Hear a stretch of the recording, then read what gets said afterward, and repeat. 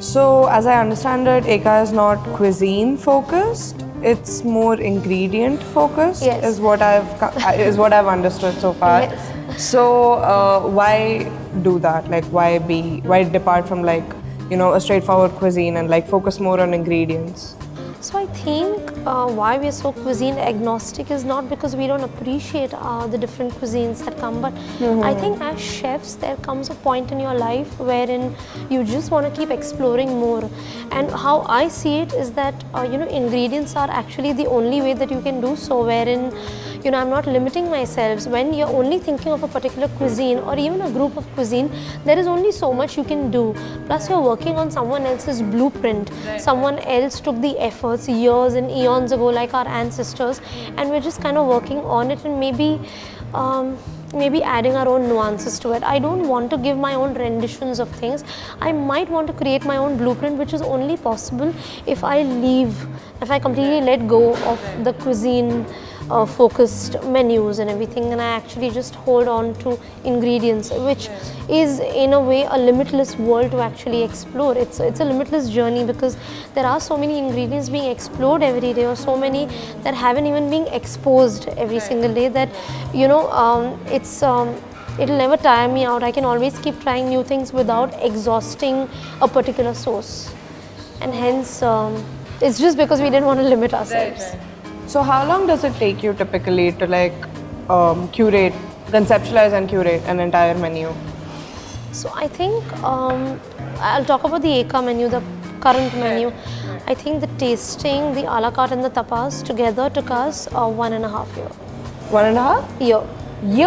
Yeah. Okay.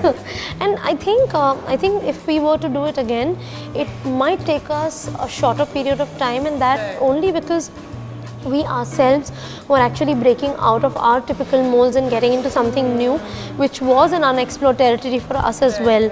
So we were just trying so many different things that the concept was so new to us, hence I think it took us that long. But the menus are seasonal. The menus are seasonal. The tasting menu is completely seasonal, and that we would be changing every 4.5 months. But you see the seasons of India, they don't change like the other countries. India has its own seasons, exactly. It has its own terroir, it has its own seasons. So, somewhere you do want to do that justice as well, wherein you're not using an odd ingredient in an odd month. Like, I don't want to be using mangoes in December. I don't think it will be fair to December the people on the mangoes. Hence, it took us that long. And already, while I'm talking to you, we're already researching and developing new recipes and ideas for our next tasting menu, which we're at least planning for May end or June. So do you think of a base concept for a dish and then mold it around an ingredient at the time, or do you look at the ingredient first and then think of a dish? So sometimes it happens either or either ways. It works like, sometimes I see an ingredient and I'm so taken by it that I would just be like, okay, I'll come up with something for it, and something just instantly comes to me that iske saath mujhe yahi karna hai.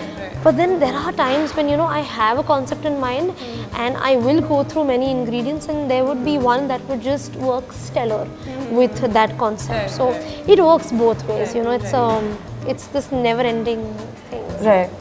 And would you say your menu is flexible in case, supposing you found your dishes there's one main component and then there are accompaniments on the side.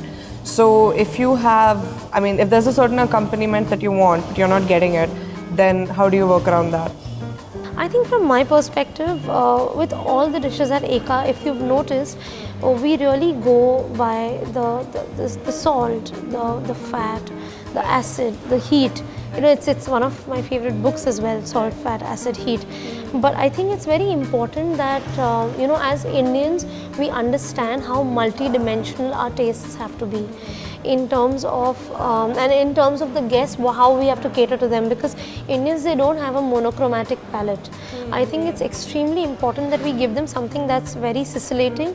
At the same time, it's extremely challenging sometimes for them to, like, it's challenging them at every single bite. They're not getting bored or saturated by having the same dish, over and over again.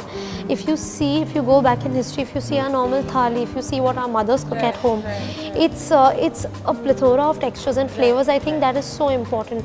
At Ekaa, that was the first key principle that we had to realize, that give people something which has a crunch, something that is sour, maybe something that's sweet, but everything in like one dish may be divided into certain components so that people have fun, and it's a beautifully balanced dish. So somewhere, yes, we do have blocks wherein we think that, oh, what acidic element do I add with this, and you don't know what to do. But I think eventually it all figures out, because when there are so many amazing people working in one kitchen, we keep taking components from each other sometimes.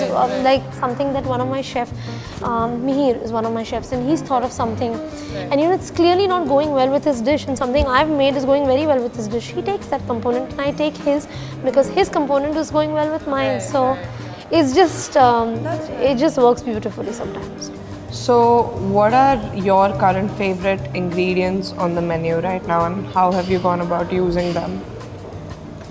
So I think one of the ingredients I had a lot of fun working with, because it was such a versatile ingredient and people didn't know what more to do with it. I think tapioca. Tapioca was a lot of fun to work with. The Bombay duck was a lot of fun to work with, because I come from Mud Island. I've grown up in Mud Island, and it's a fishing village. So out of 7 days, 6 days we're eating fish. So Bombay duck is very close to my heart. And the way even the Maharashtrians cook it in Maharashtra, you don't want to mess around too much with it in a way that you've taken away from the basic essence, the beauty, the characteristic of the fish. So there's a dish that is inspired from the Bombay duck, but it's actually also inspired from a Japanese eel dish called hitsumabushi. Wherein it's just a grilled eel dish, and that's what we try to do here. We just torch the fish lightly, and we just apply a glaze, which is actually a gorkeri glaze, because I'm half Gujarati. Okay. So we make our own gorkeri, and we convert it into a soy sauce brewed glaze. And yeah, I was very apprehensive towards introducing that to the menu, but people are actually accepting that quite well. So I'm very happy about it. I think because bombul is such a loved ingredient in so many communities, that I go by the serious saying that don't fix what's not broken. I wanted to keep the true essence of the fish alive with a lot of respect. So because it's very special for me, the fish. It's one of my favorite fishes. So tell me briefly about how Ekaa came to be. Okay, so I'm going back to 2019 for this. I was at Noma, everything was good, and then I think the world was hit by the pandemic actually.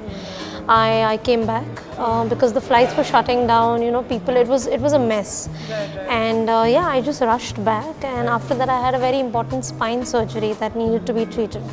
So I was on bed rest for a month, and while I was on the bed rest, I was still very obsessed clearly, and very, very disappointed that I had to leave Noma earlier than what I actually had to leave it at. So I started conceptualizing, and I was thinking that this is something I want to do, but I was still apprehensive because I didn't know how many people would want to push me in that direction, or who would believe in my idea to actually make it a full-fledged restaurant. And I think just then I had applied in a few establishments in Bombay itself, and I got on a call with one of my old colleagues, Sagar, who's actually the director of the company. And he told me that I want to do something in South Bombay. Do you have something in mind? And I was like, as a matter of fact, I do have something in mind. And I told him about the entire idea, and there was a lot of back and fro, because we had to change a lot of things, we had to add a lot of things, so permutation, combination, and then one fine day we just started looking at places. There was a good 8-month lockdown, so we were honestly just in the conceptual phases of Ekaa, and even the name wasn't actually clear that it was supposed to be Ekaa. The name came much later. So yeah, that's how it happened. We had to go through 43 places to actually come upon this What place. came first, the space or the concept for this place? The concept, definitely. I think because of the concept, we could, the concept and the food, what we wanted to do, I think we had aligned everything deliberately with the concept and the food. Whether it was the place, it was the plates, it was the ambience, or everything that you see around you was, around the concept. So. Yeah. And I mean, like I mentioned, when I first entered the place, it conveys fine dining, but there's also this relaxed vibe. So was that intentional, or was that something that just happened? I'm actually glad that you caught on to that, Caroline, because that was completely intentional. You know, when we were in the conceptualization phases, I made it very clear that I wanted a place that would give you a very warm and approachable vibe. I think that's so important to me, because I think sometimes many of the fine dines, it's a hit and miss when it comes to how they're portraying themselves. The food is mind-blowing, the work is brilliant, but sometimes you do get a very cold vibe wherein, you know, some people might feel a little intimidated. And with Indians being new to the fine dine realm, I just wanted to transition them very slowly and easily into it, and for that it was very important for me to actually you know, give it up in when it came to the look and feel of the place, wherein if someone would come in, they would feel super welcomed and relaxed, almost zen. Hence we went very neutral and minimalistic, wherein there is more on the table, more on the plate, more when it comes to the food, and less around, above, below you, and yeah, so it's pretty intentional. So, what do you think about Bombay's culinary scene now? Do you think it's evolving? Do you think a place like Ekaa would have managed to flourish as well, maybe 5-10 years ago? I honestly think no.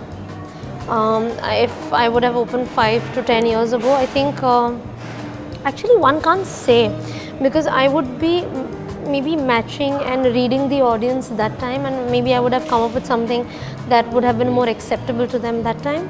I think when it comes to now, it's evolving greatly. We're not there yet. I think that evolvement comes with a lot of understanding, a lot of appreciation for different cultures, different cuisines, and for the thirst for trying new things.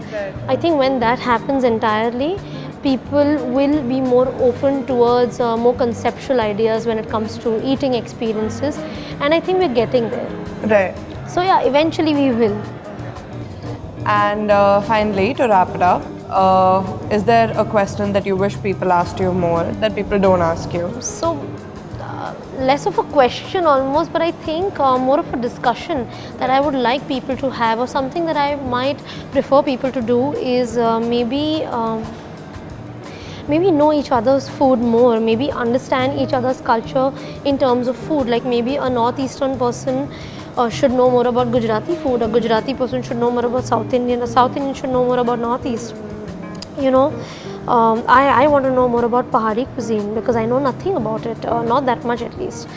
And I think as they say, food just ends wars, and I think it's true. Somewhere I think we'll make a very beautiful country with a very wonderful balance.